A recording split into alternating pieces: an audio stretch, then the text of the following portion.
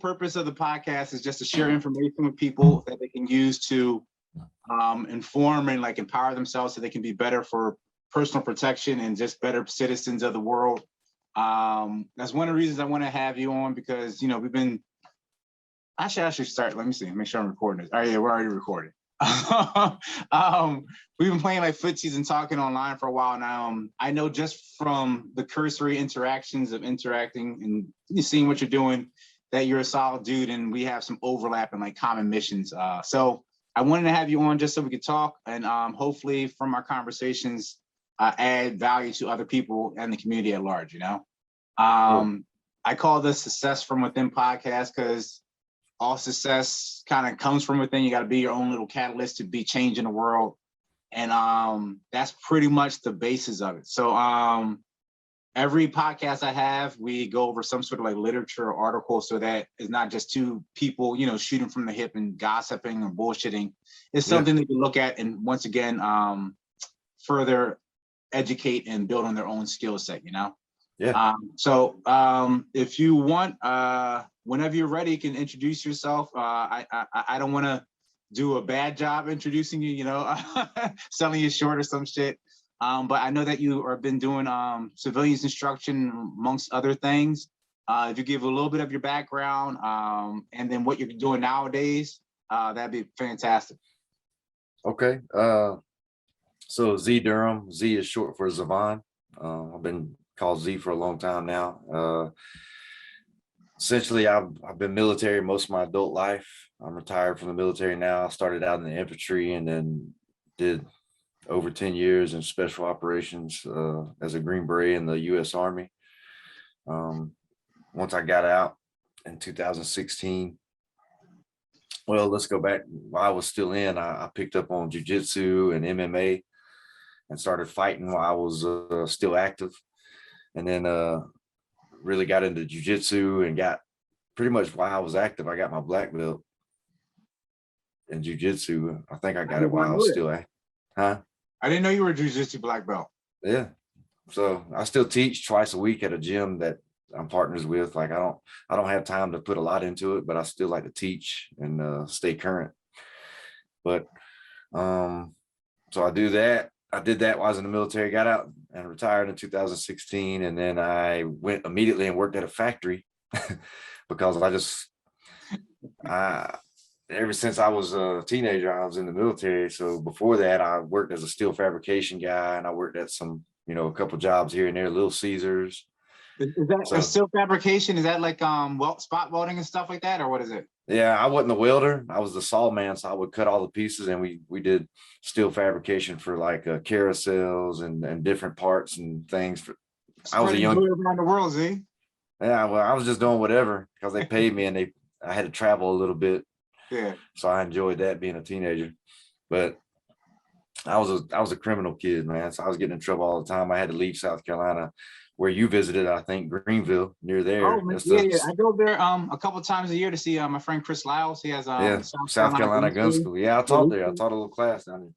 He's a cool dude, man. I like that's a funny thing. I always tell that story because a lot of people have going to one of our points we'll talk about later, but a lot of people have these you know, misconceptions, judging books by the cover and stuff like that.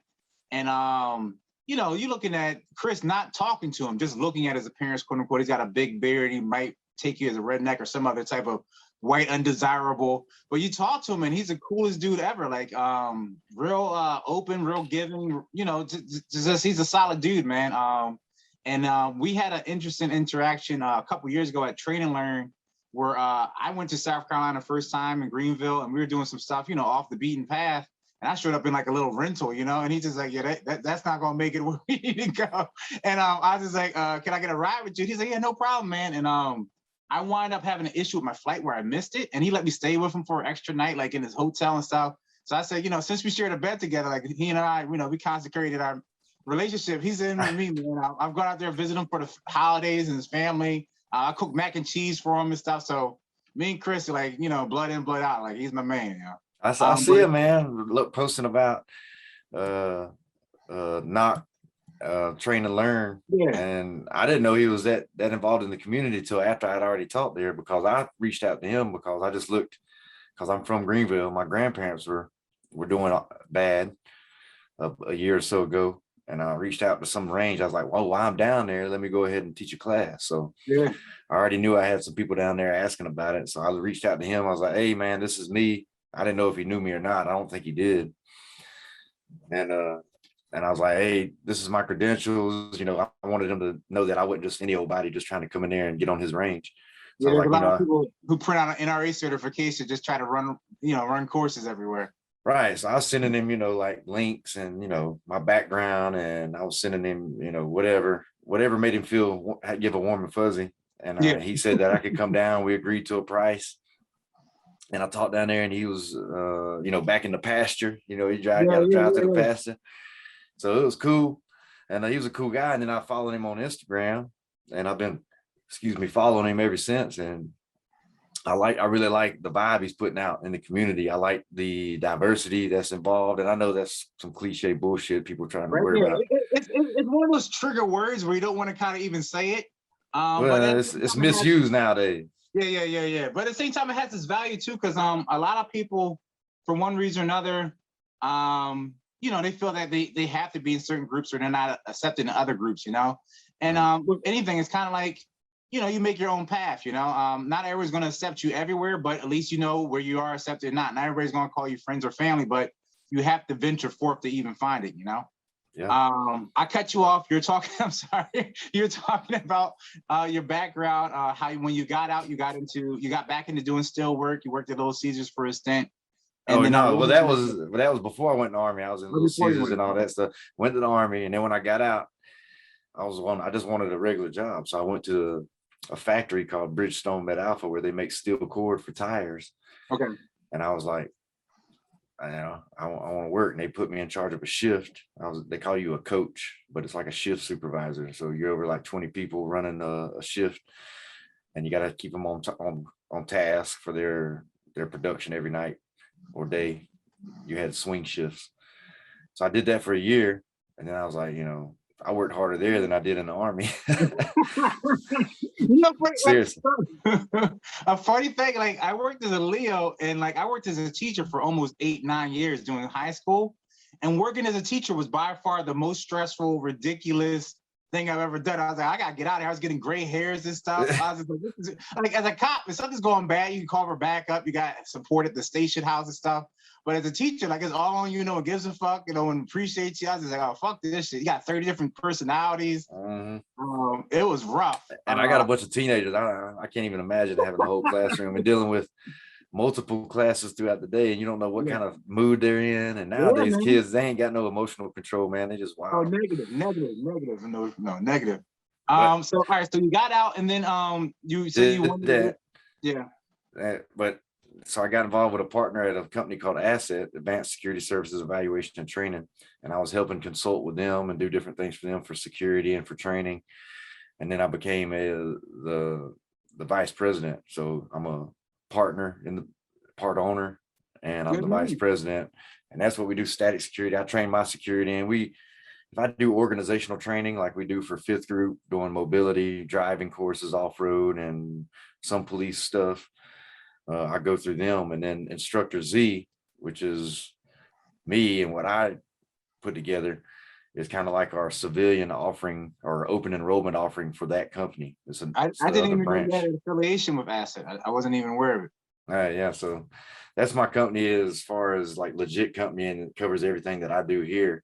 And this is my branch of it that I run for the open enrollment part of it. So I've been doing that for a while now. My wife's a private investigator, so I help her out a lot. She started out with Asset, but now we got our own business for her to do her thing.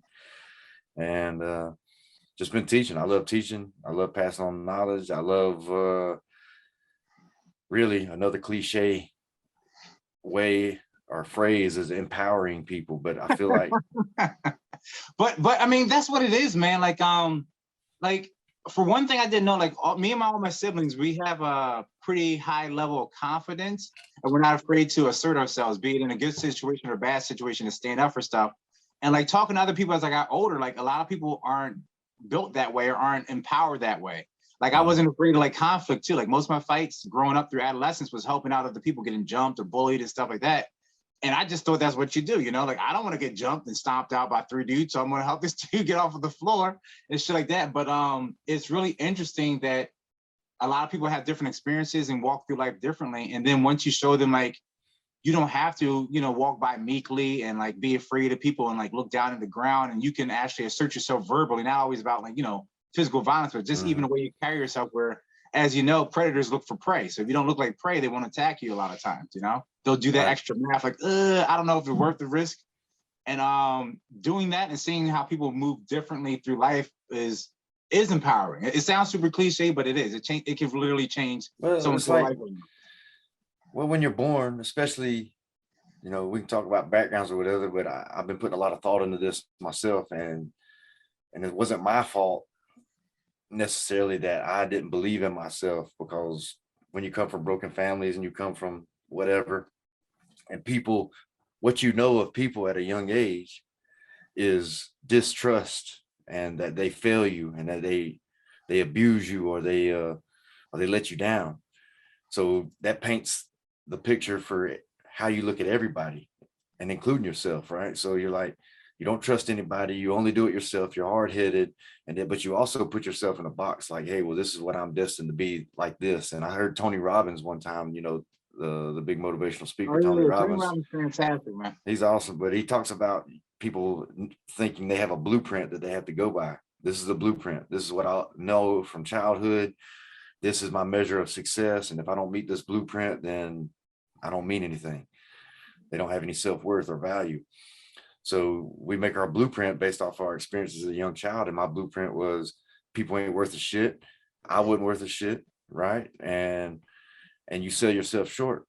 Yeah. I'm never going to be, I just never seen myself as being capable of this, or this. It was like, you're going to go this way. And age old story probably, and it's not this way for everybody, but for me, I needed the military. And I talked about this on the podcast I did last week. Military was a pivotal point in my life. It was a time when I had to tell myself the truth. And the truth was, where I was at home in South Carolina, in Greenville, South Carolina, and the way I was doing things, I wasn't strong enough to do anything better for myself. I just couldn't do it on my own. And I was like, and I don't think this is always the route that you got to take, but for me, it's almost like that fake it till you make it thing. So I said, well, I'm going to go to the military and put myself from here into here, where I don't have a lot of choices to do anything else. And I still fucked up in the military and almost got kicked out my first year, and I was still me, even though I was in the military, but eventually some of it took. And I started to see a bigger picture outside of me. And I told him, the guy I was talking to last week, I said, basically, the bigger picture of the military and what it was about gave me purpose until I could find value in myself. So that was my value until I came to a transition point where I learned to be valuable to myself. Without that was a crutch, and I needed it though, because I wasn't gonna do anything at home without some kind of crutch to keep me going until I could realize my own value. You know what I mean? Yeah, well, that's important that you saw that need. You know, some people don't have that realization that I need to fix something or something's not right. Some people don't even know it's not right. You know, they think that's the way it's supposed to be. I know one big thing I always used to harp on is that you'll never be greater than your own self-image. You know, if you think you can or you think you can't, you're right in both instances. You know, if you think you're worthless, it's all that, like, it's all very true. I go over that with my children and other people all the time. When people say I can't do that or whatever, like, you have to at least. You're exactly right. Yeah, you're right. You're absolutely right. I know recently I've been getting back into fitness. Like, I hate running. Like, I got a survival course coming up with a kill from Tiller Defense Solutions. Yeah, I served with a kill. Oh, really? Mm-hmm. That's crazy, man. Okay, yeah, kill's cool as shit. So I got a survival course, and like, I was like, wait, we're gonna be doing like rep marches or something comparable, right? I've never done that shit in my life. I used to do track, like sprints and stuff like that. But I was like, I got no mileage on me. So I was just like, I need to start doing some distance shit, something. Cause I want to go up there and just be the dude that dies, you know, first day, everybody's looking back like, oh, it's a team effort. I was like, I don't want to be that dude where everybody. Hey, you ain't gonna make it to New America, bro. You might die. I know that Light Fighter 365. I know. So I was just like, I don't want to be the one that's a liability versus a resource, you know? So I started running, and like, it was abysmal, Mo, because, you know, I like, oh, I'm in decent shape. I can do push-ups. I can sprint 100 meters or whatever.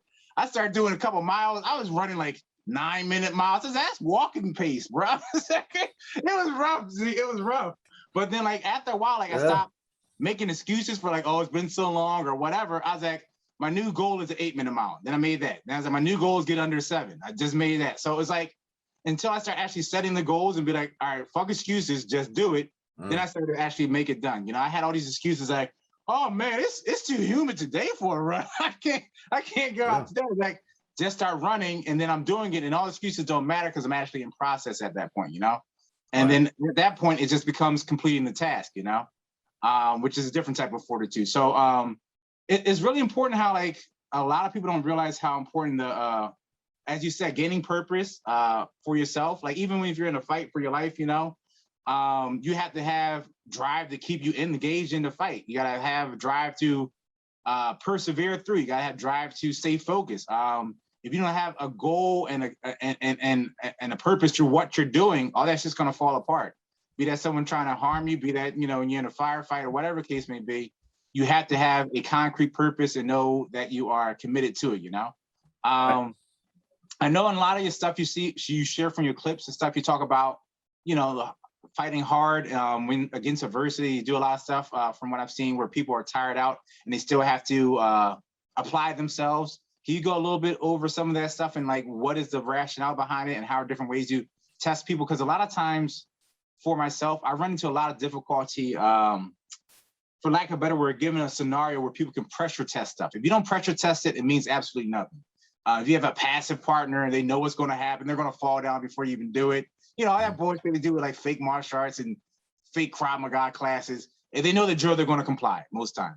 So I always try to focus on trying to get the mental and physical response of a real unknown pressure test thing. And that's where you have the most growth. And even if you lose, quote unquote, it's in a training environment so you can learn and win later. So what are some steps you do with that along that in terms of pressure testing and the value you see in it? Well, starting off, let's get a baseline. What I've seen a lot in the civilian world, and I see it in the military world too, but it's more prominent in the civilian world, like coming to a class in a public setting where you're exposing your potential vulnerabilities in front of other people, in front of strangers.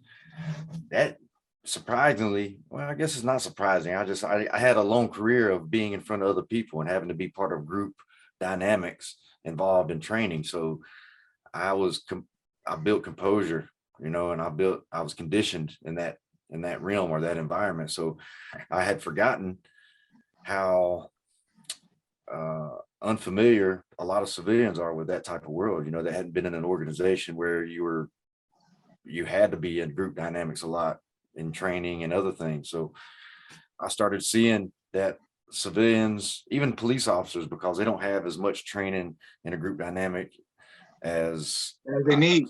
As some other people I do, but or even if they do have experience in group dynamics, they really are keeping their vulnerabilities close to the chest. They don't expose themselves, they don't expose each other. You know, they're looking out for their ego and pride, which I understand that everybody deals with that, right? We all deal with that. And there's defense and safety mechanisms, survival mechanisms that we put into place to defend or protect our egos and our pride. And a lot of times that determines the culture of where you're at. So what I've seen in civilians is just coming to a class, exposing themselves to the unknown, which that's the definition of fear, unknown. Exposing themselves to that takes a lot of courage for a lot of people if they're not used to it. Two is they pay money and they're making themselves vulnerable. So even if it's not the group dynamic that bothers them, they're still being assessed because they have to go perform in front of somebody that, whether I call it a test or not, they feel like they're being tested, right? Because I'm judging them or gauging their ability. And then three, having to perform on demand, which inherently you got to do that in a class. Like, hey, we do this drill A, B, or C. I need you to do it now. Do it, even if it's not a test. We all have issues with performing on demand, you know. Right. So I've really seen that a lot of people have difficulty in that area.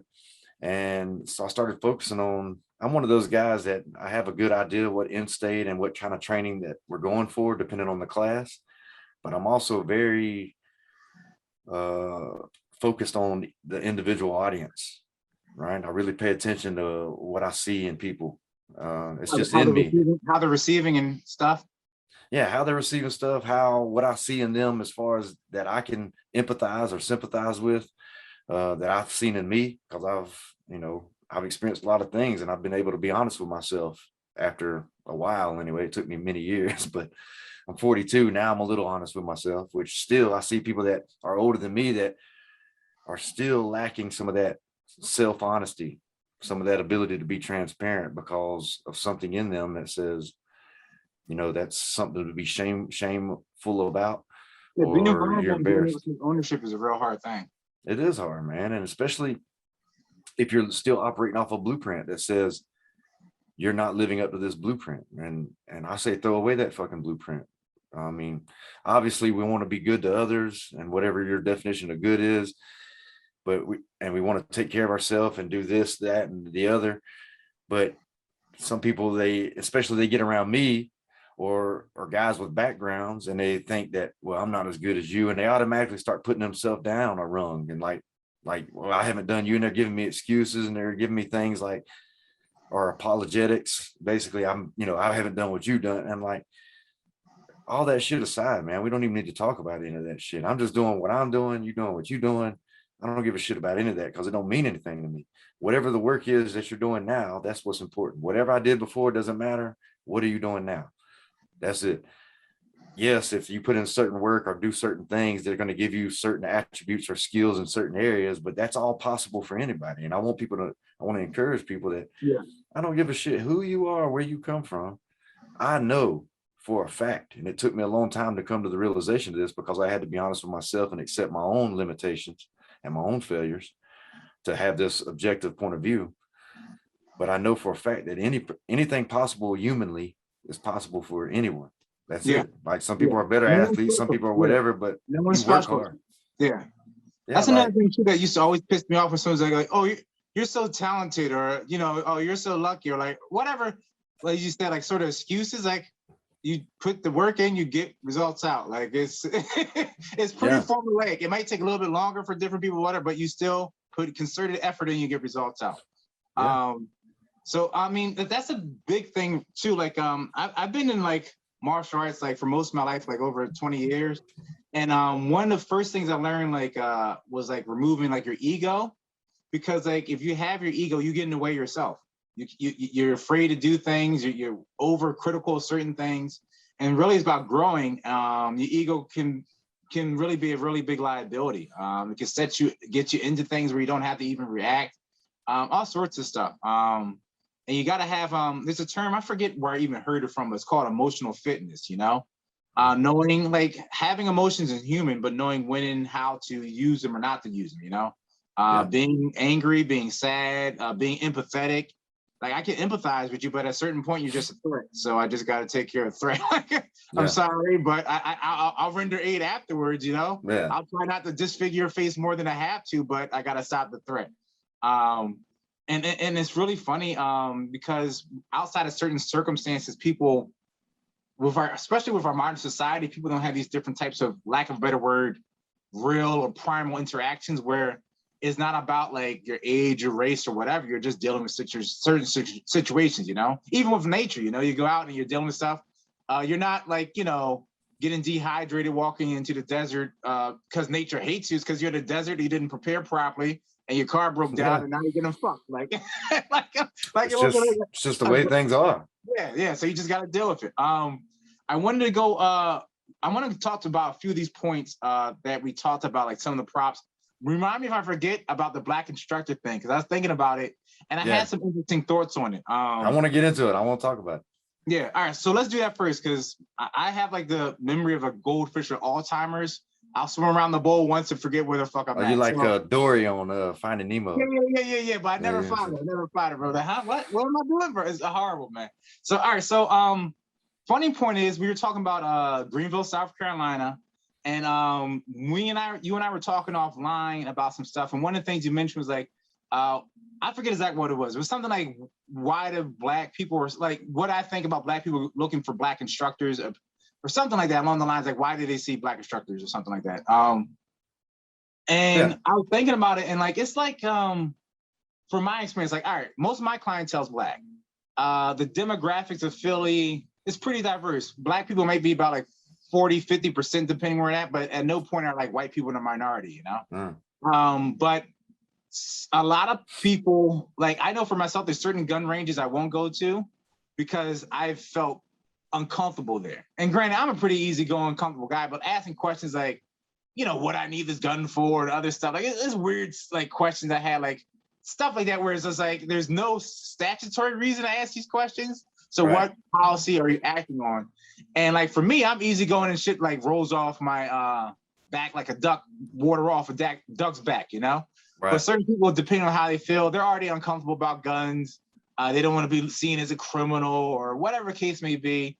And they hope to not go through that with certain people. Not saying that only happens with white people, I'm not sure, but most of the gun ranges and shops around here are owned by white people. I know of one place that's like in Chester, but they're owned by white people, and a lot of people feel uncomfortable with different demographics. So like in Philly, especially historically, every neighborhood was a different racial group. You had like Italians, you had your East Germans, you had your Jews, you had your Puerto Ricans, and it was racially divided. So people might go out those neighborhoods, but they weren't hanging out in those neighborhoods. Philly has that kind of history where it's different now a bit, but once again, people kind of default back to what they're comfortable with. So for me, as an instructor, I don't bring culture into it really, besides like range culture per se, which is really just safety and knowing how to present yourself. But a lot of people don't have those experiences where they're interacting with different groups. Like when I was talking about with Chris, you know, a lot of people don't have those experiences going outside of their demographic groups, which is kind of strange, but people don't experience enough of life, you know, they don't feel comfortable with it. Like I have no problem, like my family's from Louisiana. I don't have any problem hanging out with like quote unquote country folk, rednecks, whatever, you know, and it's the same thing anywhere. I might feel comfortable talking to someone, I might not, but I don't have an issue even just, you know, interacting where other people do. Also, you know, with the news and media, they do all this stuff where they play up these divisive roles between people where at the end of the day, pretty much everybody's just trying to live and enjoy life and have some modicum, you know. If the powers that be keep us separated, it's hard to unite against them. Yeah, it's crazy. So like for me, I know working with different Black clientele, from what they've told me, they have felt uncomfortable in different environments, you know, be that a gun shop, be that asking questions and looking stupid, be that I have this one friend of mine who went to a basic firearms course with a guy, and he was a Bills bondsman, and my friend was more aligned with the more of a red, black, and green Black nationalist type of thing. So he was that type of, so they had a bit of a culture clash. And the guy was like ridiculing him and talk about his dreadlocks the whole time. So it's like lack of professionalism. It's like a guy sitting behind a woman and like adjusting her in a shooting posture, be like, stick your butt out. That's why I'm back here. Like, you know, it's like there's a lack of professionalism. But at the same time, when people don't have enough interaction with different groups, they don't know that everybody's just people at the end of the day. You know? They're kind of locked in their perspective. Yeah. So they lock in the blind. So like, I know for me, I've ran into an issue, which it sounds a little bad, but a lot of people, like even just doing martial arts and unarmed stuff, a lot of people don't see the value of putting time, money, and stuff, investing into themselves from one demographic to another. So a lot of poor people, be them Black or white, don't see the value in it because they don't see that is needed, or they'll get something out of it. You know, they'll spend $200 on shoes, but they won't spend $150 for, you know, a day seminar on how not to get raped. You know, or whatever, you know. So it's really weird. Myself, I definitely see. Go ahead and finish your thought. I'm sorry. Go ahead. I definitely see you brought up something interesting with the I guess the economic diversity. You know, I could see people, because I've been that person where I was living day to day, check to check, where I didn't think about anything, spending my money on anything except for what was needed. And that's the way I was raised. That's the way my family always was. There was no planning. There was no prepping for, you know, college, no prepping for, you know, savings for a rainy day. It was all like this: we got some money, do this. Now we ain't got no money, so do we get some money, right? So anything I grew up the same way, Z. Yeah, so I mean, anything that you consider frivolous nowadays, are what they would consider frivolous. Like, hey, why am I going to spend money on some shit like that ain't important right now? Like, I'll worry about that when I get to it. Yeah. And that's the mindset that I always had, right? And the military forced me into preparation and forced me to learn how to plan and prepare for certain things, because you learn the hard way. You just basically, it's like you run your head into the wall about 20 times, and then you figure out that the wall's hard. You're like, oh, okay, the wall's hard. I believe it now. I was an untrusting person though. Like, you can't tell me nothing. I don't trust people. I believe the wall is hard now. It's a revelation, Yeah. right? It only takes about 20, 50 times running into it. Man. So now as we get older, and me, I'm a dad. I got 5 kids. I've been married for 20 years. Like, Congratulations, man. oh, thank you, bro. It's hard work. I know, But isn't it a hard job being a dad and like a husband? That stuff is crazy. bro, I still suck at it. So to finalize with your question, like, I think people, for the Black shooters and instructors and stuff, I think people go towards where they feel more comfortable or at home initially. But once you get past like your little swim paddles or whatever, you see that it's all just information. It's all just knowledge. And I know certain people like, well, I've seen white people, especially where I'm from, Greenville, South Carolina. There's white people that they've been around white people all their life, and they've never been exposed to a lot of Black people. So they stuck to their own culture or their little space. And then the same thing with Black people, that they never been around a lot of white people, and they stuck to their own little space, right? And I've been a part of both. I was raised pretty much until I was a teenager. I was the only white kid in my neighborhoods. My mother married a Black man. He was my stepdad, Joe, and we lived in his neighborhood, and I was the only white kid. Fights because of it growing up? I got a lot of fights. I got beat up a lot. I got a lot of fights growing up because I spoke white. Isn't that funny as shit? Yeah. I'm a And Black kid, but I spoke too proper. So I remember actively, and my name's Adrian. So that's not Black enough. Yeah, bro. Yeah, I wasn't Black enough, bro.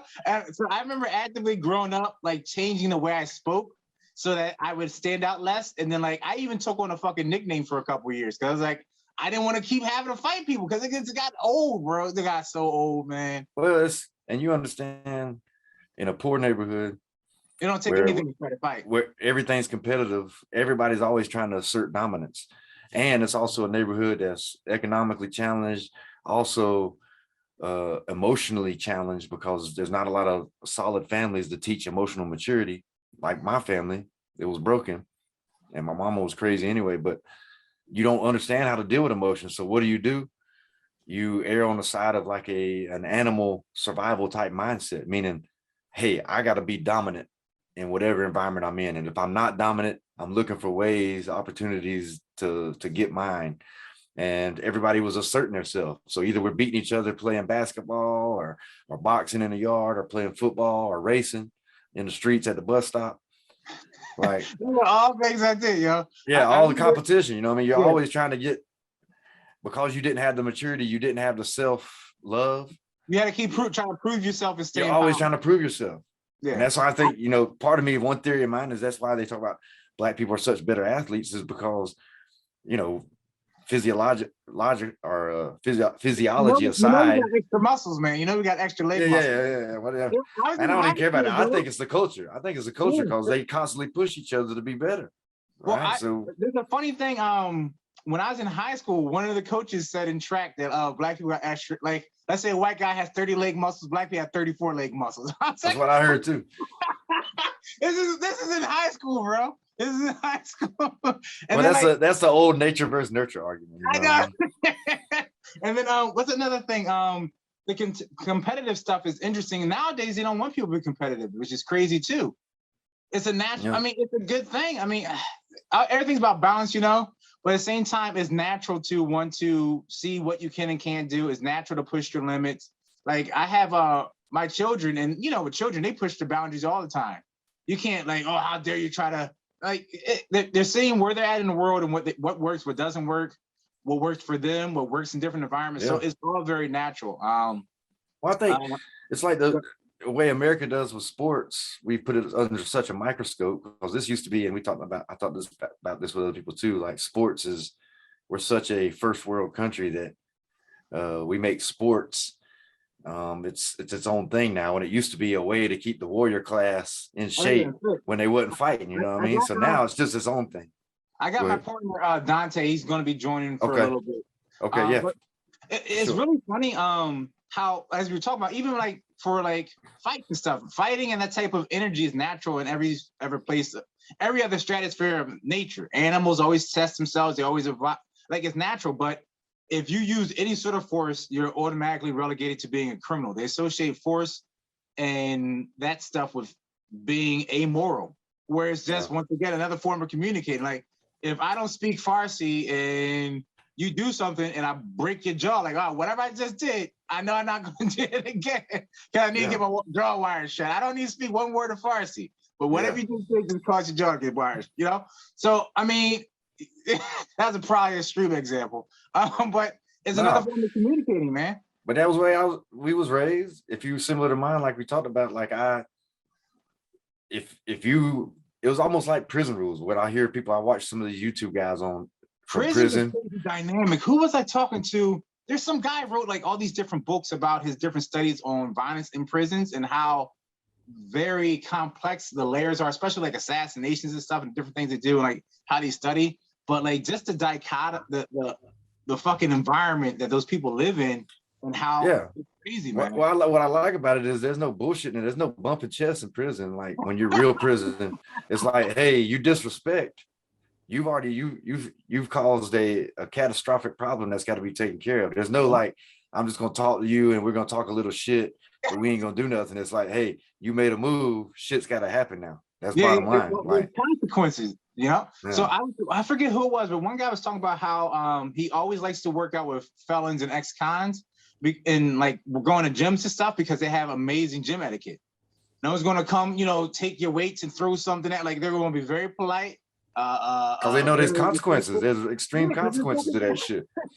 When you go to your natural, you know, your Gold's Gym, people up there showing off, taking extra weights that they're not using, just all sorts of stuff for. That's why I don't go to gyms. It's like the ultimate extreme on the other side of the internet culture now. It's like everybody in the internet culture. Dante, how you doing, man? I'm Z. How are you? Nice to meet you, bro. As well. So we all over the place. Arnold's got me all over the place. But Dante's well versed in my craziness, bro. He knows. So it's cool because the prison, like, and I don't know enough about hard prison. I've been to county jail and stuff, but hard prison, you watch those guys on the YouTube that they're doing pretty good on YouTube telling those stories about hard prison in California. What's that white dude? He's got all the tattoos. He's bulky. I don't remember his name, but he's got like, huh? You're gonna have to tell me later. I'll check him out because he's got hundreds of thousands of followers.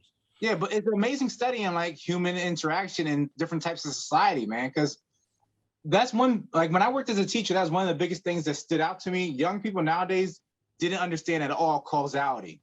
You do this and this happens. Yeah. And then like you had like the mom crying, like, how could this happen? Like, well, what the when he did this and then this followed and that. What do you mean? Yeah. Like what do you expect? And nowadays it's natural for people to say to posture. Like the rap culture is all a bunch of talking and until somebody, you know, whatever. Yeah. And then the culture on the internet, trolling, people just talking. It's like, hey man, why would you say something to somebody? Like maybe three words out your mouth before it was like, it's like, oh, are we fighting or not? Like I posted a video on my story. It was about what's his name? Martellus Bennett, the tight end. He was playing for Chicago. And he was in practice, and one of the cornerbacks hit him upside the head and pulled him by his helmet. And Martellus got up, slammed him on the ground, and started fighting him. And he was like, "Look, you almost broke my neck. You could have broke my neck." So, and then he said, "Who was the other receiver? One of the other receivers, all-star receiver." He said he was saying, "Man, what are you doing? You can hurt him too." And he's like, are we talking? Or are we fighting? Which one? I mean, like, if you just shut the hell up, we need to fight. Action that we're going to go towards a fight. So I don't know. Yeah, I kind of like it. I think we'd be a better society if we just went down that path and been like, hey, if you can't back up what the hell you saying, maybe you shouldn't say it. Maybe you shouldn't risk that. You know what I mean? Well, if we understood that, things would be a lot more simple. Yeah. And maybe there wouldn't be murders and stuff. It'd just be somebody getting smacked in the mouth and they learn real quick that, hey, you probably don't want to go this route. And now you'll shut the hell up.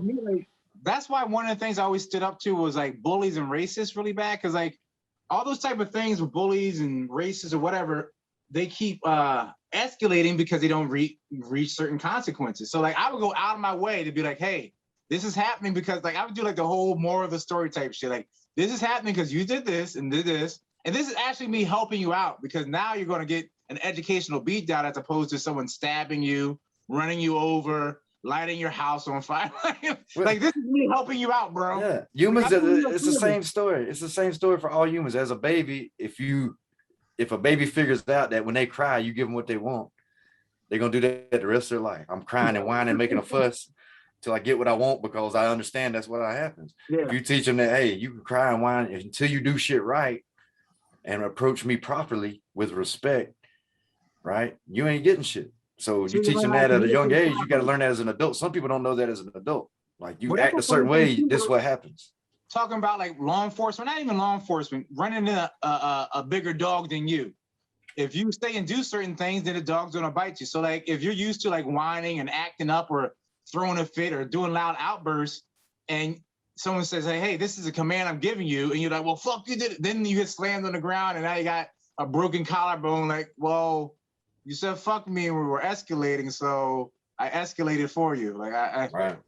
I tell people all the time when I was working at like bars and clubs and stuff, I said there are steps to everything. You know what I mean? There's steps 1 through 5. You know what I mean? I didn't just, you didn't say something to me and then I pulled out my baton and knocked you across your head. No, you took steps and kept escalating. Because I've talked to some people, they said that baton was pretty easy to handle, but I don't know. Yeah, no, but I try to explain to people, man, you kept taking steps, you kept doing things that led to me escalating and having no choice but to now knock you upside your head. You know what I mean? Right. I always give people the opportunity to walk away. I always give people the opportunity to try to talk things out. And I'm like, I'm a man, so I feel like we should be able to talk man to man. But if you want to, go here and put your hands up, then I can go there with you. You know what I mean? But I think too many people think they can do that and just intimidate you. I call it pissing contest. They're trying to see, and then they go see, let me save some face, and I backed you down, and I never had to do anything, and I saved some face. Like, but you get the wrong. If I don't know you, and you jump into somebody's face, and you move aggressively towards them, how do you know? The professional fighter and that dude was like drunk in standing near a bar, and he jumped at the dude, and he two-pieced him. I was like, he jumped at him. What do you mean? So at the same time, like knowing like quote unquote, damage you could do to someone, like I might not do that. But at the same point, if I don't react and he stabs me because I'm thinking like, oh, I'm big and strong, so I don't need to react. Now I'm bleeding out and I'm dead. Like, okay. So it's natural. Like you don't see a fucking deer walking along and it hears a noise like, wait, that's probably Paul. Like it runs and says, fuck, I don't know what the fuck that is. I'm staying alive. And then later in a second, you don't let someone just jump at you. You stay there. I'm not afraid of you jumping at. Like, no, fuck that shit. Like, it's a hostile if I don't know movement. you, how you know what they're gonna do? It's a hostile movement, bro. I gotta deal with it. There's a great one. You need to look on the internet, man, because you might know these guys, but they're big in the grappling world. The no-gi jiu-jitsu, Gordon Ryan, he's considered the best pound for pound. And Andre Galvão, he's from Brazil, and they both kind of a rivalry on the internet, right? So they talk shit. But Gordon Ryan, he states facts. I did this, this, and this, and I'm trying to meet you in a match, and you're not doing it for whatever reason. well, they came together at a big event, and they crossed each other's path, like in the lobby or something, and they're jawing at each other, and they're talking shit, whatever. And Andre Galvão comes up and pushes Gordon Ryan, and then continues to come forward like he's just talking shit to him, and Gordon Ryan just smacked the shit. Smacked him. That's called making sense. But yeah, and Andre Galvão didn't do anything. He was like, because he was thinking that they were just gonna do this posturing bullshit, and he came at him. He's like, are you talking about the one where they're in that the bare knuckle fighting ring and the dude got hit? No. This was there's another one where it was all over the internet for the grappling world. Anyway, I pay attention to all that, but he slapped the shit out of him, and he ended up slapping him twice. And Andre didn't do anything. He's like, look, your bitch ass came up to me, pushed me, and came in my face, and you got smacked for it. And obviously, you didn't want to do anything because I smacked you, and you just backed off. Yeah. I was laughing because there's how much more time you got, Z? I got plenty, man. All right, sweet. So there's this really funny video clip of have you ever watched the bare knuckle fighting championship? Yeah.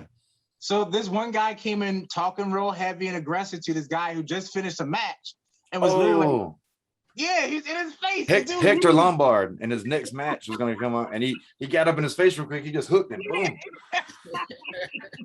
But it shut him up though, didn't it? He's like, hey, I think he was telling him, with his hands, he was telling him that this ain't wrestling, brother. We ain't doing no script right now. Like, you come up in my face like that. So hard, bro. I laugh so fucking hard. But that's what happens when you get in people's face talking aggressive. You can't invade someone's personal space and think it's going to stay in a conversation. It's crazy. All right, so let's go. What are you saying, Dante? I said you're too close. You're a narrow threat. Yeah, pretty much. And I just don't like the disrespect. Sometimes you get hit for disrespect too. So, all right, we got these questions, Z, like these different prompts. I want to go over a few of them. Answer as you will for them. Why? You kind of answered it earlier, but why do you think it's important for people to fight for, lack of a better word, human rights and being their own capable citizen, as you call it? What do you think is the value of that? Why do you think that's very important? Well, we mentioned earlier talking about blueprints and where people come from and where that kind of establishes how they feel about themselves and how they underestimate their own potential because of whatever background they have, right? Because you feel like you ain't worth nothing. So everything I do is from a philosophical standpoint, right? I want you to be better in general. I don't care if you're better at fighting, shooting, or whatever. As long as you love yourself and you understand that you can be good at things if you just put in the work like me and you talked about. So I think there's a freedom in knowing that you can rely on yourself, like truthfully rely on yourself, being honest with yourself. So meaning, I don't mean you got to be the biggest badass ninja in the world. I'm just saying be honest and know where your faults are, know where your vulnerabilities are, know where your strengths are, and retain your strengths and build up your vulnerabilities, address the vulnerabilities as you can. Right? Because we all got different paths. You got different time than me. You got different money than me, whatever. Address it. Don't avoid it because it's uncomfortable. I have a strong belief that the obstacle is the way, right? So almost a stoic philosophy that I've kind of adapted into my life. Have you stoicism at all?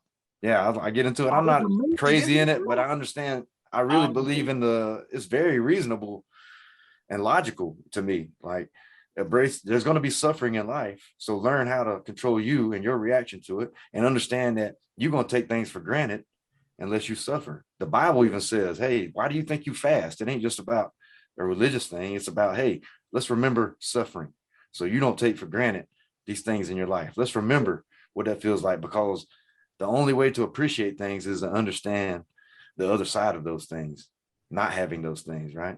And some of us do it better than others. But to me, that's all a gym is. A gym, what you're doing with Akil, we're going to suffer a little bit so I can be reminded that life is great. That puts things in perspective. Sometimes, people want all the accommodations to feel good. Well, go suffer a little bit and then see how much water is good to you. See how much sleep is good to you. You know what I mean? See how much, that's all you need right there. Just put things in perspective, man. You got it in your power. So I think the more we preach to people that, hey, you could do it. Don't matter what my background, don't matter this, that, or the other. Like, you could be self-reliant. Take responsibility for what the fuck you do or what you don't do. Right. So that's it. That's you. And be okay with that. Yeah. And if you're not okay with it, don't start pointing fingers. Don't start blaming. Just, what have you done about it? I ain't worried about what I can't control. Let's worry about what I can control. Ownership. Yeah. What can I control? I can't control neither one of y'all. I can't control what goes on outside of my house. I can't even control the people in my house. I can control my reaction to it. I can control what I do. Okay. Bottom line. So that's what I think. I think it's to enjoy life and to really get the most out of life. You have to be a little bit self-reliant and understand what you can control and what you can't control. So that's my biggest foundation for what I want to see in a capable citizen. Okay. All right. That's beautiful, man. Funny thing is, going along with that, I have the slogan, some success from within. And that's like, taking ownership of what you can do, taking ownership of what you can't do, and just working through stuff, Yeah. It's funny how, like, at the end, sort of like what we were talking about before, too, about different peoples from different demographics and cultures, stuff of that background. At the end, it's all the same relatively, being a good person, we're all wired the same. We all face the same type problems internally as a human, you know what I mean? Yeah. Yeah. It presents differently, obviously, different home situations, different cultures, whatever. but we face the same problems: the ego, the pride, the hurt, the love, the loss, the missing of love. And as cliche as it sounds, like you say success from within, it sounds like what people say is, if you don't know how to take care of yourself, how you going to take care of anybody? If you don't know how to love yourself, how you going to love anybody else? I was married before I knew how to love myself. So my wife had to suffer through me learning that shit. So she suffered, thank God, and stick with me. But she went through a lot of bullshit because I didn't even know how to love myself. Well, how in the hell? That don't mean, just because people say I'm a man, I'm standing in the gap and I'm going to be here for my kids. But if you're just going to treat them bad, but if you don't know what love is, if you don't know how to treat, if you don't even love yourself, what the fuck you going to do for somebody else? You ain't going to, and it ain't in a human to love somebody else more than your own self. It's instinctive. You love you or you don't love you. So whatever you feel, you're going to project that out. Yeah. And I love myself a lot more now. So I got a lot more love for somebody else now. Yeah. And people don't understand that. No, it's true, man. It's true. That goes back to the thing nowadays where you have like young people, shooting people and killing people for no reason. And that's often tied to what we were talking about earlier in broken homes and stuff and culture growing up. They don't have love for themselves. They don't value themselves. So they don't value themselves. They can't value anyone else. It's just that simple. Well, when you get hurt all the time, it's like the defense mechanism. If everybody has let you down as a kid, you start to try to make yourself numb. So you do like I did as a kid and tell yourself you ain't got no feelings. And it's bullshit.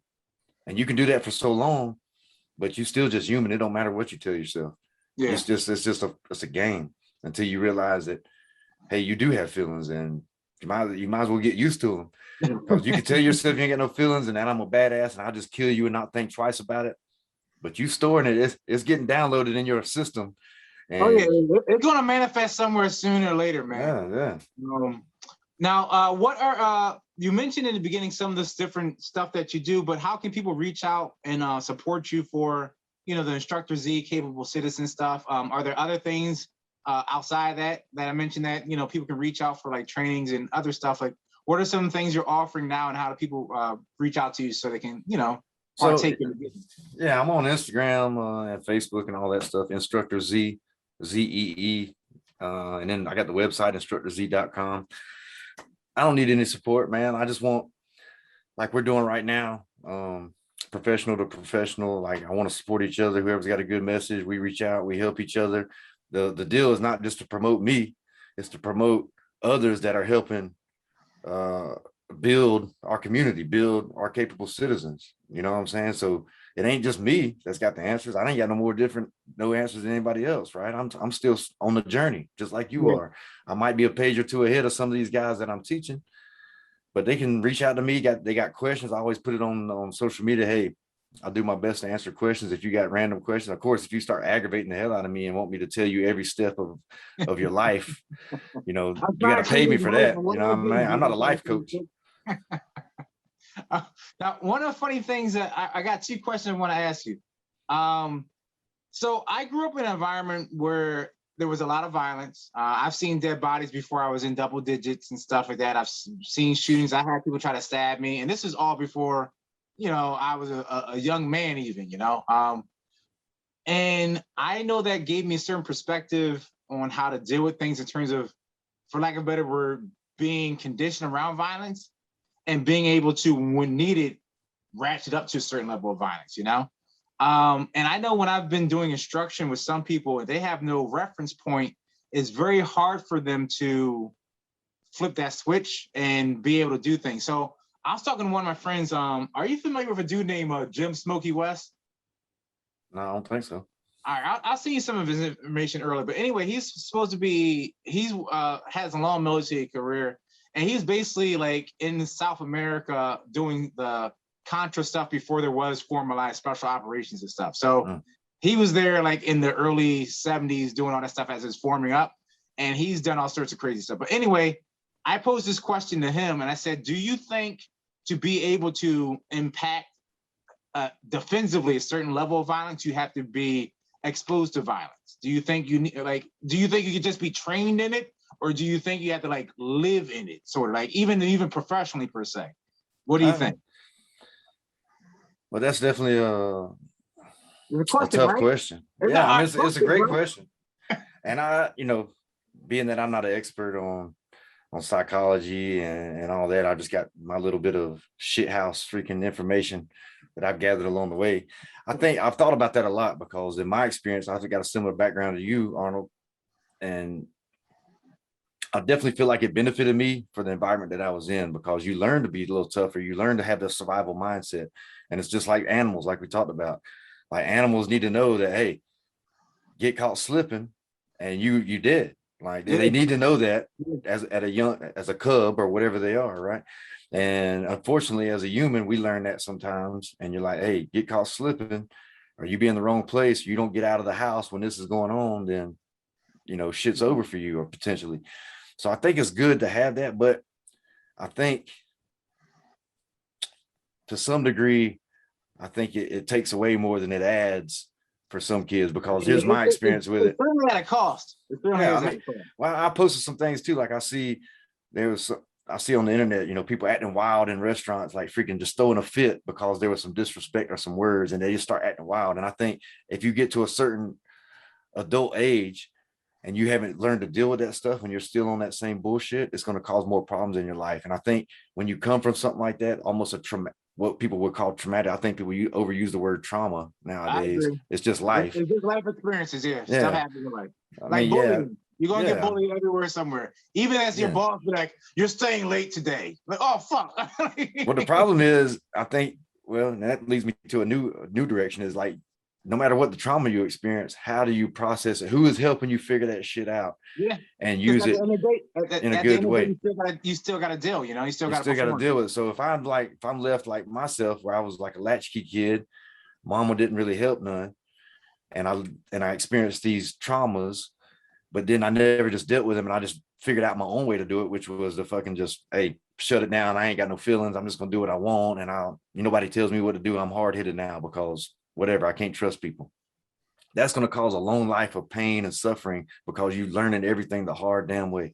Yeah. So that caused me so many mistakes in my life, because I was still on that bullshit. Like I'm just hard-headed, and I can't trust you, and it's the way I think, and nobody taught me anything different. If somebody would have came along and that I trusted and earned my trust and said, hey, you seen this body, or you suffered this beating, or you seen the mama do this, or you was fucking abused this way, but this is how we're going to deal with it. And things happen. It's okay to have your feelings. Let's talk about it. Let's do this. You're still a good person. And they would have, give me some input that was positive along with that bullshit that I was going through. It would have been greater. I think the problem is being exposed to violence or trauma or whatever we want to call it, and then not having a healthy way of dealing with it, or somebody giving some countering that with some other shit, some good shit. They stay in an immature animal state. It creates bad adults. It creates bad adults, which turns into a cycle of bad parents or no parents. And then what happens again? That same kid is figuring things out on their own, and they're just going to do whatever they think is right. And they're hard-headed, and same old cycle. And that's where we are in America right now. It's just, I think it's a lot of that. Luckily, I went to that military. Like I told you, I knew that I couldn't do it on my own. And I had a moment of clarity and said, Z, you can't do shit on your own. You've been trying to do that, and you're just a bitch. So go somewhere where they force you to do something. And I still did awful until I got some kind of realization and a different perspective, right? But I think as far as the violence does, I do suffer or struggle with flipping that switch of, like, I have a lot of emotions in me that I've dealt with, and you get close to those when you get in simulated violence, when we're training in a gym. When I used to fight, that's what I liked. It was like a release of that huge emotion in me that I didn't know how to control very well. So it was good in that aspect. But it also would get me in trouble, just because I was more prone to violence was also means that I was more emotional during the violence, and I wasn't being very objective and logical, which that's better when you're in violent situations, because then I can use strategy and tactics and I can win. You see it in even the highest levels, like the UFC. You'll see guys that still fight with a lot of emotion, and then you'll see the guys that are fighting with a lot of intellect. The ones with emotion, they're feeding something else. They're not just doing it for the sport reasons to objectively win. They're feeding something in them that they need. And sometimes it's got good results, but it really comes down to athleticism and all that other shit, and who got the one punch that the other guy didn't get.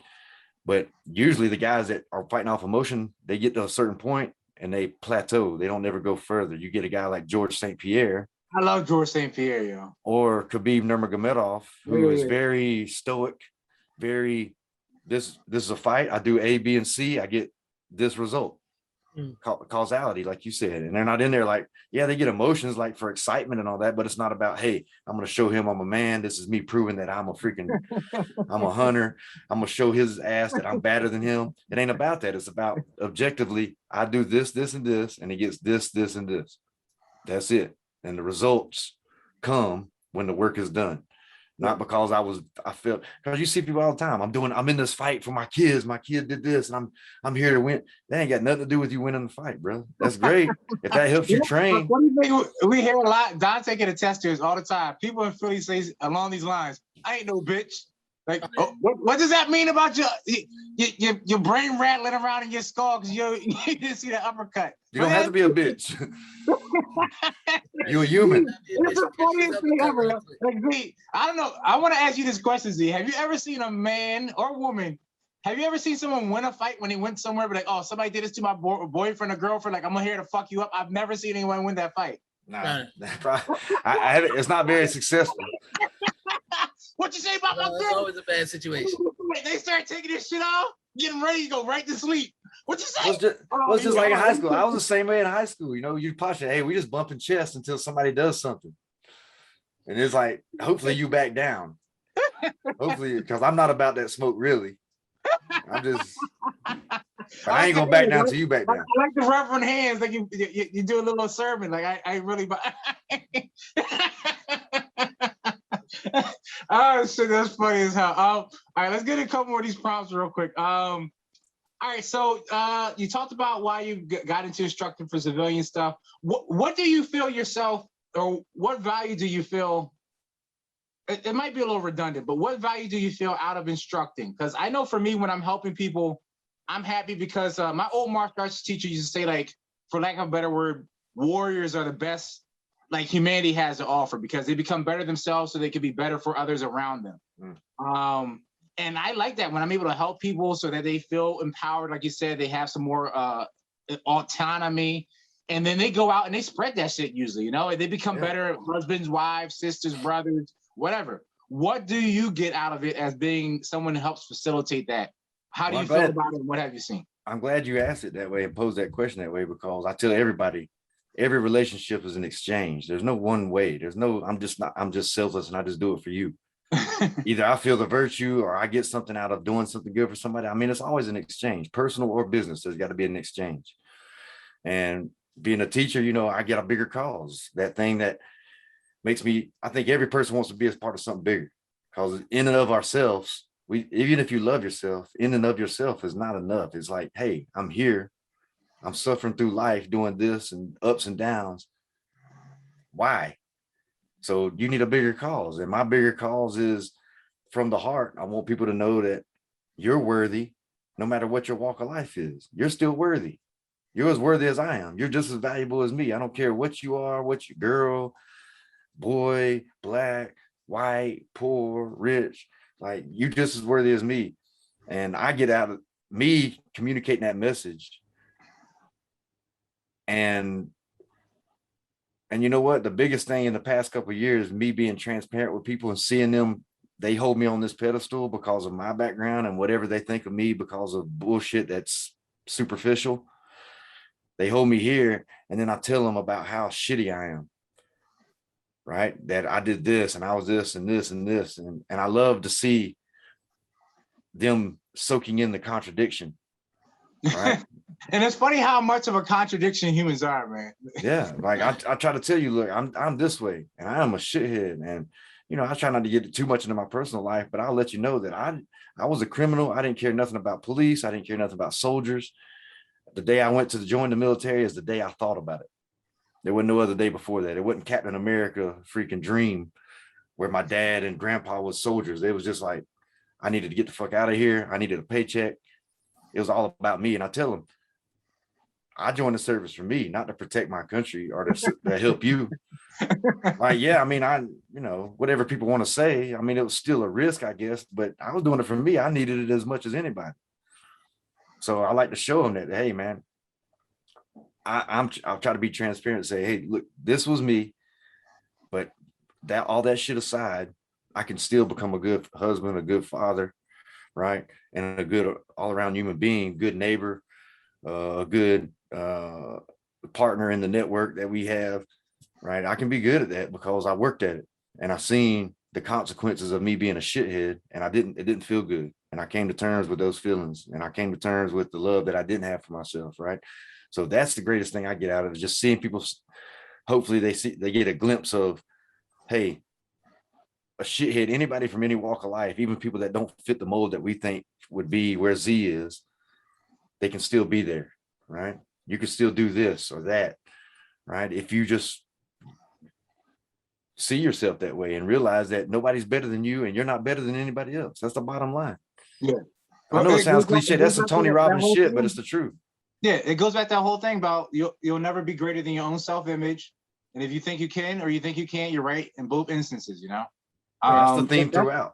Yeah, I that's one thing I work with a lot, where I try to instill, not like, for lack of a better word, create a purpose, but have my own children, because, you know, being a parent is such a crazy dynamic thing, but helping them be the best versions of themselves and having, you know, even if it's playing, you know, having a purpose when they're playing, like, you know, enjoying going through stuff and like applying themselves, you know, hoping to be better day by day. I have this funny story. So I have a 11 going 12-year-old and a 7 going 8-year-old. All right.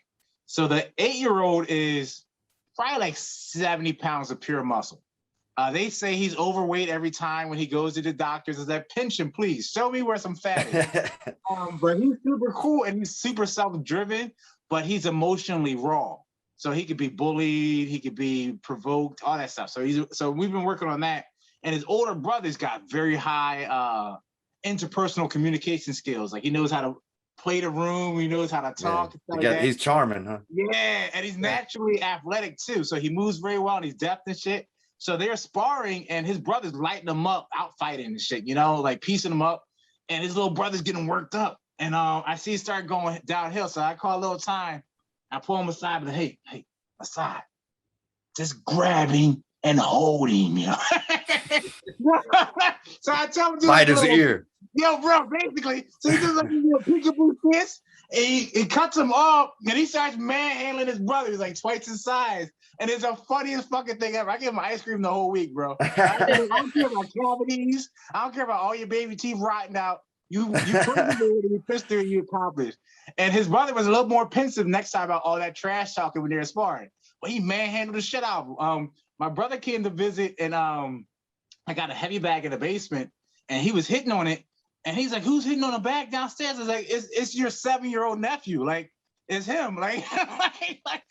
So I realized, like, I gotta get this little black kid squared away, because when he becomes a young black man, if he's still that strong and emotionally raw, he's gonna have a hard time. So I was like, I need you to be composed. So that's, you gotta rein him in, bro. Don't be hurting nobody. Bring it in, bro. I need you to start working in the Zen garden now, bro. But like, he was a funny kid. Like, he's the only child I ever seen. He used to get so worked up when he was a toddler. And he would get so angry, fuming, hyperventilate, pass out, bro. I was like, yo, we gotta fix this. Yo, right? See, it's crazy fuck. But he's so emotionally raw that, like, he same way he'll run out and like fight a dog. He'll run out, like he'll squirt with grown men. Like, I remember one, he was learning how to fight. I mean, how to walk. This grown man, one of my friends, 6'6", 320, like a big motherfucking dude. He tried to scare him while he's like still learning how to walk. And my son's trying to stable himself with his little toddler legs and just looked at him. I was like, yo, you're not up to his knee. Like, what are you doing? Like, so I'm trying to get him square, but it's so funny because everybody, as you know, has their own personality and stuff like that, you know, of your own children. And I'm just trying to support him, because at the same time, he'll try to like look at me. Like, one time, this is a funny fucking story. So like, I was acting, he was doing something disrespectful, and I was chasing, I was like, I'll, you know, start going through the dad stairs, like, I'm gonna beat you, whatever, like, watch out. So he starts running. He's like 4 years old, and he raised his little fist and said, I'm gonna get you someday. And I fell down laughing, bro. I get his, like, I had cardiac arrest laughing from it, because he's like, I'm gonna get you someday. And I thought it was fucking hilarious, because I was like, he will be that motherfucker that shows up Sunday. Like, I'm sitting by a fire with a blanket on my legs, you know, and I was like, a silhouette, and then I know. Someday has finally come. What do you say, Dante? Someday has finally come. Yeah. So, I'm here for You're gonna stand above you like, remember when I told you that one time? Yeah. His pec muscles at me. I mean, like, you don't usually come see me, son. What are you doing here? And I'm like, oh shit. Then I got produced my pistol from underneath the blanket on He's my like, oh, lap. you thought I was bullshitting there? Yeah, children, man. Yeah, I'm sure you got stories with your daughters, man. My children are crazy. All right, let me get back to this podcast. God damn it. All right, back to the podcast. All right, so let's get ready to conclude a little bit. I got like 2 more questions. Hey, don't forget, we got a book. We got to talk about. Yeah, we got to talk about the book, and then let me see, climate. How are things doing in your area? Where you at? You're in Tennessee, right? Yeah, Clarksville, Tennessee. We like an hour northwest of Nashville. How are politics, people, policing? How's things going in general in Clarksville? How is it feeling? Well, Clarksville is not. It's great here, man. I work with the TAC team here, the local police department, and we've got a good mayor as far as what the government workers and the local workers say, working for them. So the police chief is good from what they tell me. I don't work directly under those guys, but and then as far as any of the outrage going on across the nation back in the day, like Clarksville didn't really experience anything, a few things here and there, but nothing to speak about. Nashville they had a little something going on, but it wasn't that big. There's a lot more political in Nashville, right? That's the capital, and it's a pretty large city, big tourist industry. So they got a bunch of shit down there. But here, wasn't feeling it so bad, man. Clarksville's nice, and it's not. It used to be Clarksville is right on the outside of Fort Campbell military base, and Fort Campbell's technically in Kentucky, but it's right on the border. Okay. So I'm still like 15 minutes from post from the Army base where I retired out of. So it's technically like a military town, but it's way bigger than a military town because we've got Google here and we've got all these factories, and it's like a logistical gateway to the southeast and northwest. So the community is a lot bigger than just military people nowadays. So it's very diverse here. Like one thing that I was interested in, all my kids, my 3 youngest kids that still live at home, they're 13 is my son, he's my only son, and then my 15 and 16-year-old, they don't even like, when I was in high school, even being the only white kid, everybody, when you described a person, you said the black kid or the white kid. Yeah, it's just a descriptor. People get angry about that shit. Well, yeah, they got angry about it. But what I noticed, and I don't know if it's them trying to, that's the culture now, or they're just more okay with each other nowadays. At the high school, which I would say is majority black, the high school they go to is right up the road. My kids never describe anybody that way, which is strange to me. But it's because they've been in this military town so long. Like, everybody's so diverse, man. It's like every creed and color. There's a lot of Koreans here because people from Fort Campbell used to go to Korea and come back, so that people get married, so there's a lot of Korean influence, black, white, Hispanic, just a military town in general, and it's a big base. So there's like so many different backgrounds, northern backgrounds, southern. Dante, didn't you grow up the same way? Like you just described people, like, oh, he's tall, he's fat, he's ugly, like, he got lazy eyes. How you describe people, right? It was, right? Yeah, man. I don't know. It was normal for us growing up because, like you said, it was just, I needed you to know who I was talking about. So I'll tell you, oh no, the tall, fat, ugly boy. You knew who it was. You know what I mean? So the one with the lazy eye. Right, you know what I mean, or the only white kid in the school, white boys. Yeah, you're just trying to be descriptive. Yeah, like you being prejudiced. Yeah, right. I mean, it's a descriptor. Like it is what it is. Like you can say it there, you definitely say it maliciously, but you're just saying it along with their name is just a descriptor.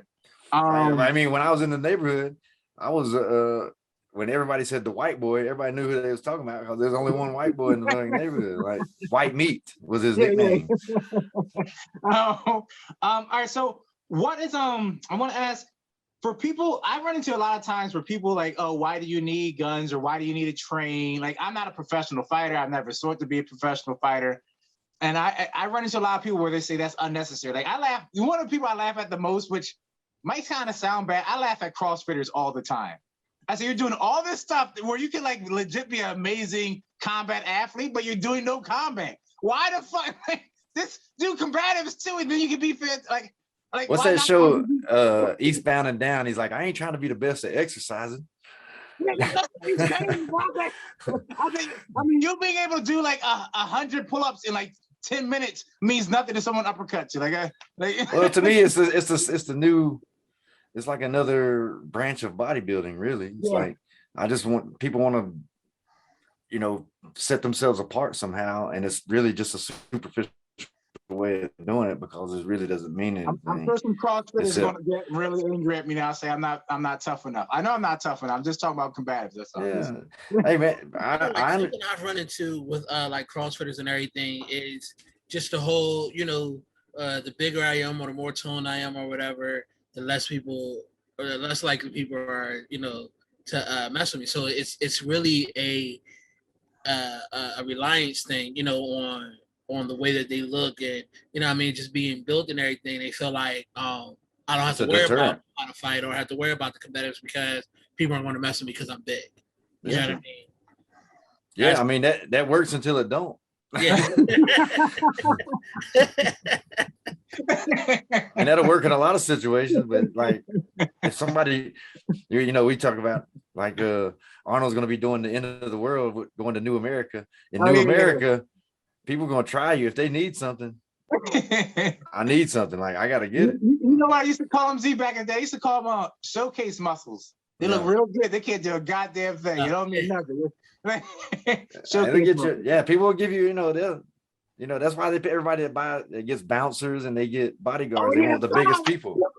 The big useless bouncers, bro. Oh, I hate that shit. I used to never get work for like armed security and stuff because like, oh, you're too small. I'm 6 foot, 200 pounds. I know how to move and stuff like that. Like, oh no, you're not big. You gotta look big. You gotta look mean and big, bro. It was like Arnold to tell you, like even when I got in a contract at an establishment doing security and things like that, and so I was like, I'll put a team together.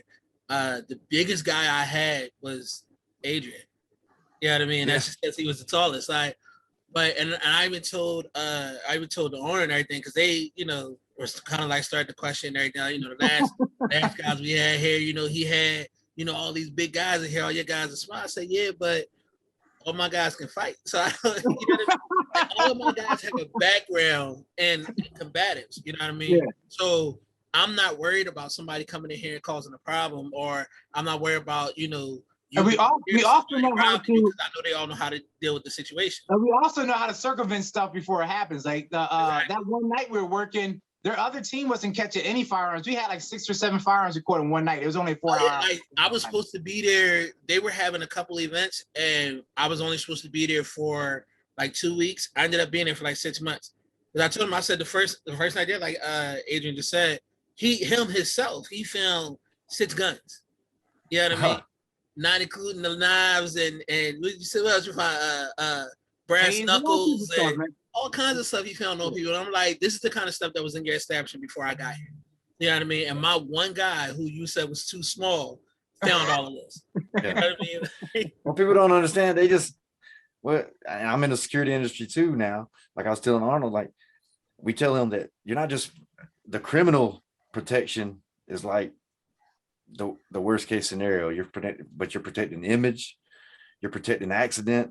Like I'm here to be intelligent with you and I represent you. It's not just looking big and like that's an underappreciated thing, being intelligent, man. Oh yeah, absolutely. Yeah, anybody can stand around and look mean. Like I want somebody that's like they ain't seen that movie. I don't know if y'all remember the movie Roadhouse with Patrick Swayze. Patrick Swayze was just he's just small. He was calm, he was cool. He's like, we're gonna have to escort you out. Those fucking tight ass jeans, yo. That must have been some movie magic. Them jeans is tight as fuck. Hey, they must have been flexible. That was some flexible. Yeah, the yoga pant jeans. The Chuck Norris jeans, maybe. I don't know, maybe Chuck Norris jeans. I remember when I was working security that one night, this one dude got indignant that I said I had to check everybody. It's a policy. He said he was stripped down naked. I said that's fine, but I still gotta check. Like, bro, I'm not just picking on you. This is what the boss is requiring of me. Like this is what everybody. That's funny, man. So all right. So you mentioned the Bible. Do you consider yourself religious, Z, or no? I was raised Christian, and I like to get away from religion so much and be more spiritual. Yeah, I do the same thing, bro. How to move away from that book per se, but move to this philosophy and worldview and action, you know? Yeah, I So mean, I believe a lot of what Jesus said, and I think Jesus was a great speaker, and I like his principles, and I like the Sermon on the Mount, and I like that. I just church I'll become jaded to that. You know what I mean? For first off, it's a lot of because of my own reasons, because instead of fixing myself, I just went to church and it didn't work. You know what I mean? I thought it was just gonna be magic or something. Yeah. And I figured out that it don't matter how much of a Christian you act like, if you ain't getting your shit straight, you still just you. Yeah. So that messed it up for me. But you know, I'm from the South, and everybody's raised Christian pretty much in the South. It's just part of the culture, you know what I mean? Like, oh, Jesus, this, whatever. And I just gotten away from that. Do you ever but I still believe in a higher power for sure. That's important. I think that you mentioned a couple of times too, but being a good person, the quote unquote, the details may change a bit, but it's all the same, you know, being a good person, being religious, not religious. I know for myself, I strayed away, not strayed, that makes it sound like I got lost. I went away from a lot of organized religion because I didn't like a lot of the group politics and like following people as opposed to following the word and developing yourself, as you said, instead of like listening, actually doing work instead of passively doing active stuff, you know? I run into a lot of people in different circles who have issues reconciling religion and I guess armed preparedness, whatever, weaponry, whatever you want to call it, but even like warrior mindsets, which I think they support one another. It's stupid to me. Like, I mean, if you look in the Bible, there's plenty of instances where there was fighting, right? Especially in the Old Testament. We can talk blood and guts. You're talking about cutting people's junk off. Yeah. You know what I mean? Like, we're gonna circumcise you. We're gonna take over your village, and we're gonna circumcise all of you. So, like, but anyway, I think King David, I think to marry his wife, the king told him, hey, I want go for was it Palestinians? I don't remember. I think give me four, you know, skins, circumcision skins, and he brought back 40 or something like that, or 400. I don't remember what it was. Like, hey, I got all these skins for you. That like, must have been imagine that shit, man. Yeah, that was. Old Testament was a little rough, man. Old Testament. But the way I look at it, like concerning guns, fighting, whatever. My favorite too, man. It was like, of course, my ultimate goal is for all of us to be at peace and work together. But I also have a good understanding of who people are. I know how bad I can be. I know how bad other people can be. And it's a decision on a regular basis to be good, in my opinion, right? I heard a sermon one time and it really resonated with me. He's like, hey, people talk about people are inherently good. And he's like, no, it says we're inherently evil. He's like, when you're a kid and you ain't been taught anything and you stole a cookie out of the cookie jar and your parents ask you and you lie and say you didn't, who taught you how to lie? Nobody taught you how to lie. You were worried about your ass. Survival is in you. You're going to do whatever it takes to freaking survive and accommodate you. And that's in you. That's not something that you're taught. Well, that's what I'm going back to that thing we were talking about before with the animal stuff. And if you don't learn in terms of a purpose, morality, all that other stuff, then you're going to stay in that animal state. Yeah. Let's go over your book and get ready to call it for today. Do you have a book or article there? Because I asked you to bring a book or anything that might be you know, valuable that you found or for other people. What do you got? So there's a book that surprisingly I didn't used to read a lot of science fiction, and then I read somebody turned me on to some science fiction, and when I found in the science fiction, well, there was good, I guess, morality, good stories that could be used in real life, right? So even though it was a fictitious story, everything jived with what a good man should be and the things that men go through. And one of them that was big, and I didn't learn it till after I read it. It was on the Marine Corps reading list simply because of the violence part of it. But it was it's called Ender's Game. I seen the movie first. Fantastic fucking book, man. That book, and then there's I think there's 5 of them total, and it goes into like the Speaker for the Dead, and it gets a lot slower from the violence. Don't watch the movie. The movie's trash. Read the book. The movie's never as good as the book. Yeah, the book's fantastic. But I read the book, and then I read all the other books after that book, and it gets even better as you go because it shows him growing into a man and becoming like emotional states, getting away from being a killer like he was and being who he was and raised the way he was, and like going and helping other people and getting involved with like a family dynamic and stuff. Like this goes deep. And I went on overseas and just got on a reading mission and started reading all those books, and I loved it, man. Ender's Game, it meant a lot more to me than just talking about violence and fighting the enemy, which he does in the first book. Yeah. It meant so much more than that, so much deeper than that. So Ender's Game is a great book. All right, sweet, man. I appreciate it. All right, well, we can get ready to conclude now, unless there was anything you wanted to add or anything, but I think we had some good topics and some good sharing, and I think it'll be something valuable for people to get into. So Yeah, is there man. anything you wanted to like leave or add before we dismiss for the day? I will add, we talked about earlier before Dante was on, we was talking about Black folks going to Black instructors and stuff like that. I will say, hey, holler at your boy, because I embrace everybody, every culture, every race, as long as we're trying to do things in a good way, right? And we got the same mindset as far as the way we're going to use this power that we have, that is a weapon or a skill, right? And we're trying to help others. Like, I want us all to prosper, bro. So come to me, go see Akil as well. Akil's awesome. South Carolina Gun School. Chris down there, he's awesome. Arnold, you're a good guy, man. I appreciate you keeping up with me all this time, brother. And we'll get together soon. Dante, good to meet you, man. You as well, brother. I appreciate y'all having me on here and taking the time, and appreciate you getting the message out and trying to make people better, bro. That's it. Thank you, Z. I will echo the exact same thing. It's all knowledge, and at the end of the day, we all want to be better versions of ourselves and help other people. So it doesn't matter who that comes from. Get beyond your ego, which is what we were talking about before. Get yourself out of the way so that you can be better for other people. There's no growth without discomfort, man. Yeah, no growth. So put yourself in situations where you learn about yourself so that you can be better for yourself and be better for others. So thank you so much, Z. I thank you for posing that question. That's something that some people might feel taboo or uncomfortable about, but it's just people talking and just going over stuff. That's everything's just a conversation. And if you don't put your ego in there, get emotional, then it's all just growth, So thank you so much, Z. I'm gonna stay in contact as usual, and I'm gonna definitely look to be out there in the fall in Tennessee. If I can, I'll see if I can get in one of your courses or something. And if not, we'll figure out something from there. But hey, I'm coming down in the fall, and I'm going to be traveling out there more because I'm coming your way. I'm going to be your neighbor probably soon. Yeah, come on, move on up here, bro. Bring Dante with you. Yeah. If you see me in the backyard, don't get alarmed, man. I'm just doing it alone. Hey, you got I got a place for a tent or whatever, All right. Well, thank you, Z. You have a wonderful day, and we'll get at you later. All right. All right, brother. All right. Take care. Be safe, man.